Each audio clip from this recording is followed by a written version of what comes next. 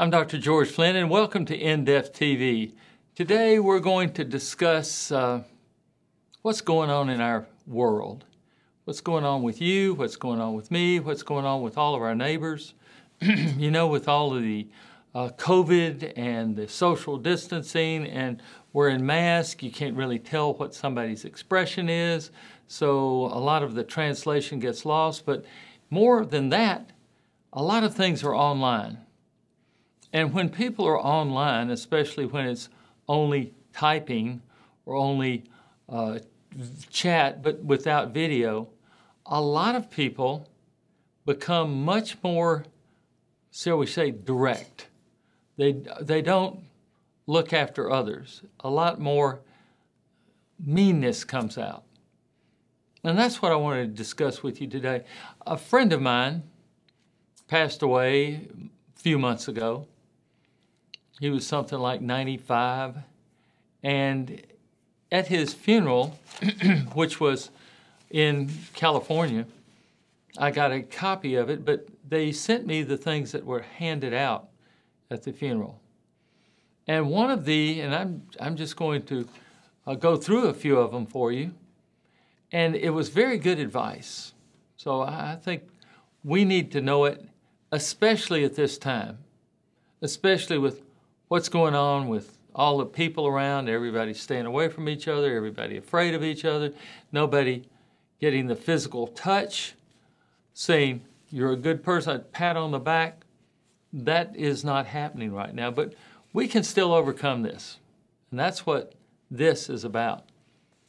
First of all, it's become a friendlier person.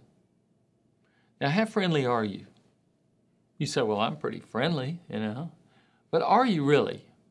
Let's look at a few of these things, some of the things we may have forgotten, because we need to be a little more friendly now that we're masked up and now that we're not, you know, our identity is sort of hidden. You can be a little more friendly and open with it. First of all, to become more friendly, don't criticize, condemn, or complain. Uh-oh, did I just step on your toes? Don't criticize, condemn, or complain. Now, when you see something done, okay, are you one of those that sees something done and says how good it is? Or do you say, this could have been better? Well, there's a flaw in it here. It could have been better. You see a paint job. Are you looking at the paint? Or are you looking for the flaws, the nicks and the chips? Don't criticize. Condemn. Oh, that'll be no good. That's not any good. Condemning. Complaining. Now, wait a minute. Let's talk about complaining. When you complain to someone else that can do nothing about it, realize that half of the people don't really care, aren't listening to you, and the other half of the people are kind of glad that you've got something to complain about.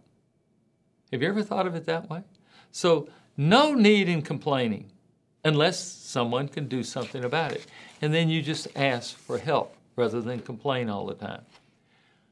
Give honest, sincere appreciation. That is so rare these days. Appreciation. And I mean, you could say, I really appreciate this. I appreciate what you're doing.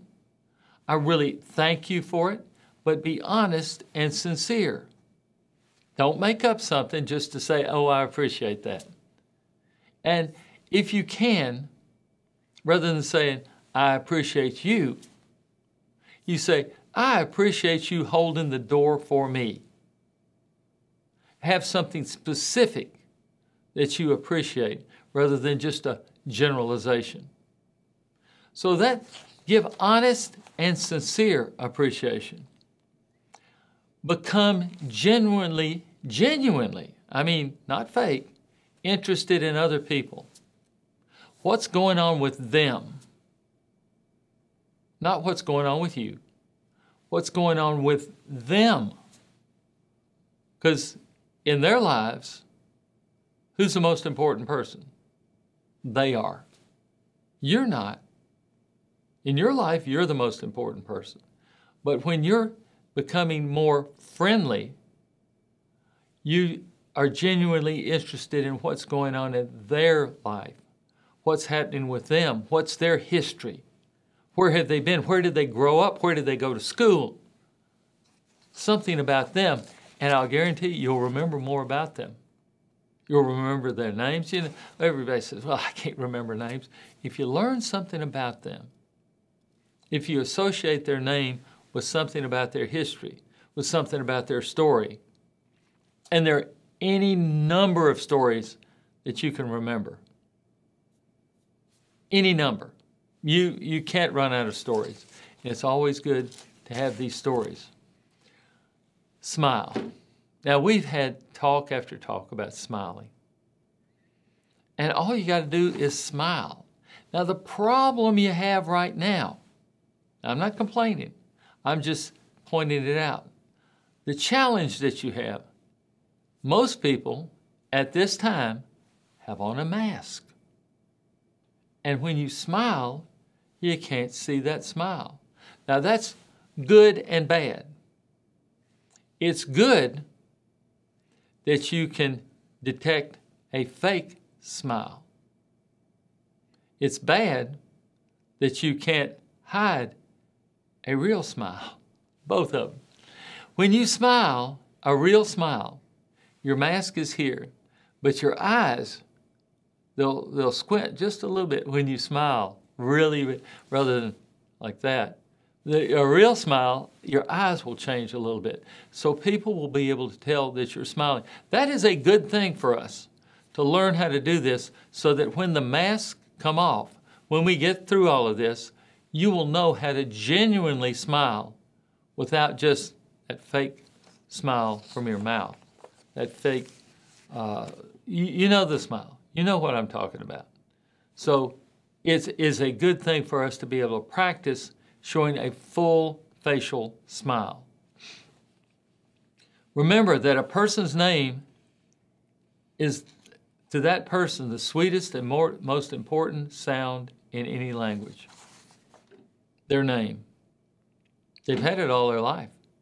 Some people change their names. Some people go by nicknames. But that name is one of the sweetest, most important things in life to them. So, use their name. Don't overuse it. Don't get crazy. But use their name. Now you say, but I don't remember names. Remember what we talked about? The story.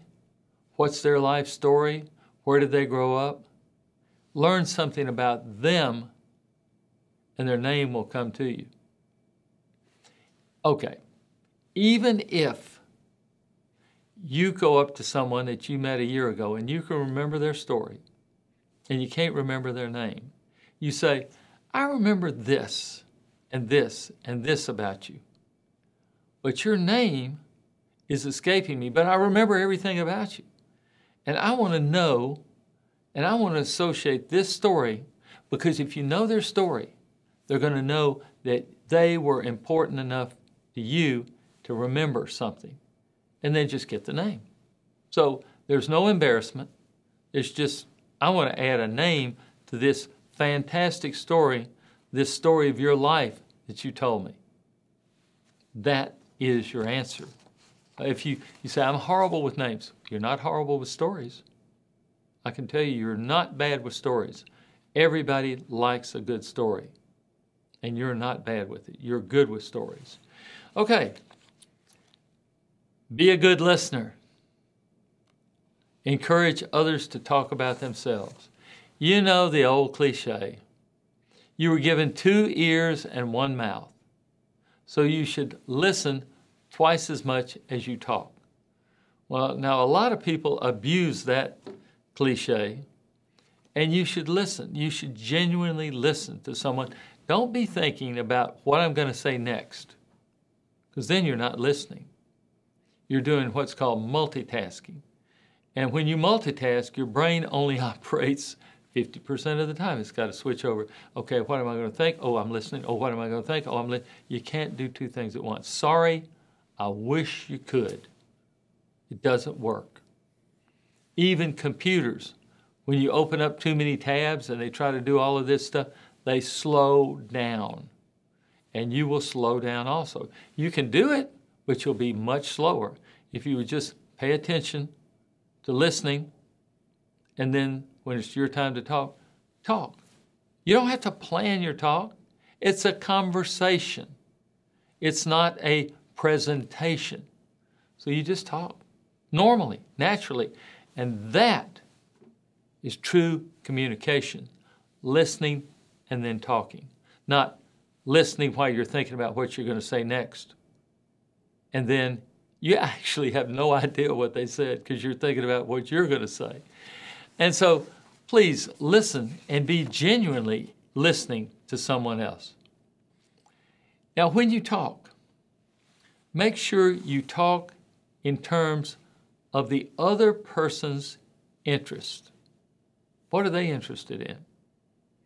Well, maybe you're a musician, let's say. I'm not a musician, so maybe you're a musician and you love talking about music. And someone else likes talking about cars or knitting or something else. Talk in terms of their interests. Because as smart as we think we are, as smart as you think you are, as smart as I think I am, guess what? You can always learn something from other people. Always. Always. Even if it's somebody on the street asking for money. I've done this before. You know, I give them some money, but first I'll ask them their story. And you can always learn something because they've had experiences that you haven't had. And you can learn something. Number one, you can learn if you don't like the results they're getting, you don't want to do what they did. If you like the results they're getting, you want to do more of what they're doing because you'll get the same results. It's just the way the world works. So talk in terms of what's going on with them, of their experience. Now, one of these here, make the other person feel important and do it sincerely. Make them feel important. Why would you want to make someone else feel important? Do you want to make yourself feel important? Or do you want to make them feel important? Because they are important. And you need to recognize it. And all you've got to do is recognize their importance. Once you do that, your entire attitude changes. You say, wait a minute, they're important. They're important. It's really, and be sincere about it. And take that. This is the most important, probably, part of it. Make others feel appreciated, important, listened to. You're genuinely interested in them. You can remember their story and remember their name in all probability, but just enjoy the other person. They've had a life. I don't care if they're 5 years old, 55, or 105. They've got a perspective on life that you don't have, and they're willing to share it with you. All you got to do is ask and be interested. I'm George Flinn. Thank you for watching, and I look forward to seeing you next time.